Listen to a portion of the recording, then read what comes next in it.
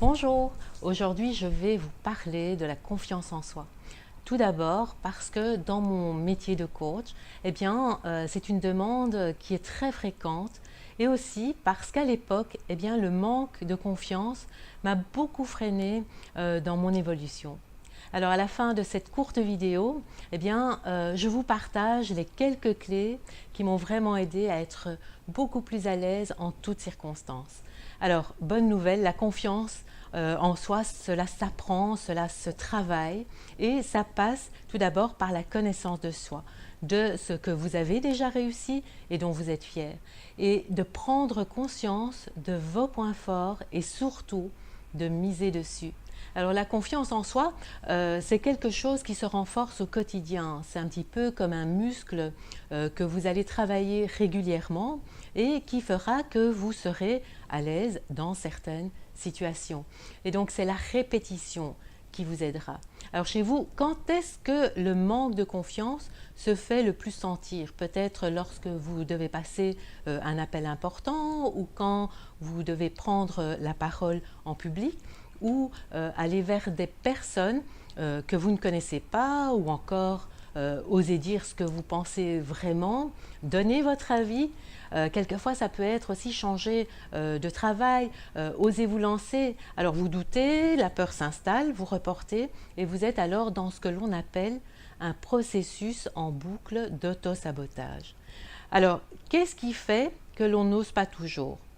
Pour ma part, en travaillant le manque de confiance, je me suis rendu compte que l'on m'avait collé des étiquettes qui ne m'appartenaient pas. Du style parler en public, c'est pas ton truc, ou encore tu es super timide et réservé.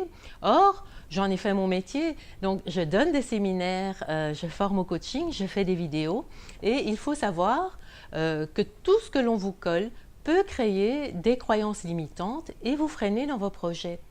Et vous, justement, quelles sont les étiquettes dont vous souhaitez vous débarrasser? Et quand vous y réfléchissez, de quoi avez-vous vraiment peur? Alors, quelquefois, ça sera la peur du jugement, le regard des autres, peur de ne pas être à la hauteur, que ce ne soit pas assez bien, pas assez parfait, peur de ne pas être aimé ou encore d'être rejeté.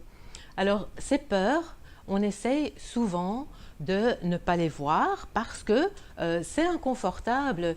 Mais si à la place, nous les écoutions, parce qu'en fait, elles sont riches en enseignement, elles ont une fonction utile, elles ne sont pas là pour vous dire que ce que vous voulez n'est pas pour vous, mais peut-être pour vous dire attention, tu devrais peut-être mieux préparer ceci ou cela ou choisir tel ou tel moment. Elles viennent en fait pour vous conseiller, donc accueillez-les, remerciez-les et dites-leur que vous avez compris le message. Alors, comment être plus à l'aise dans certaines situations?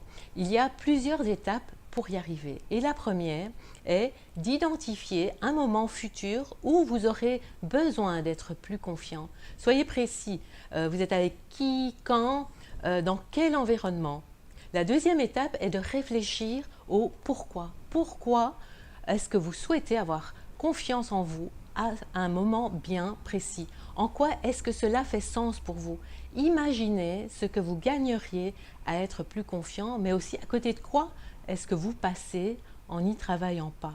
Alors, quels sont les projets que vous n'avez pas menés à bien à cause du manque de confiance? Alors, en faisant ces vidéos, je sais que je ne plairai pas à tout le monde, mais je sais aussi que j'aiderai certainement quelques personnes et ça, c'est ce qui fait sens pour moi. C'est mon pourquoi. Alors, décollez les étiquettes dont vous n'avez plus besoin. La troisième étape est d'affronter l'inconfort passager de la première fois où vous oserez. Parce que finalement, qu'est-ce qui est le plus inconfortable? Le fait de ne pas oser et de passer à côté de plein de choses ou finalement d'y aller? Vous verrez. Alors quand on y réfléchit, finalement, la vie se situe à côté de notre zone de confort. Quatrième étape, extraire la racine du doute. Qu'est-ce qui fait que vous n'avez pas confiance en vous? Quelles sont vos peurs? Et dans le fond, qu'est-ce qui pourrait vraiment arriver si vous osiez? Mettez votre focus sur vos forces, sur vos points forts, sur vos qualités, plutôt que sur ce qui vous limite ou ce que vous ne savez pas faire.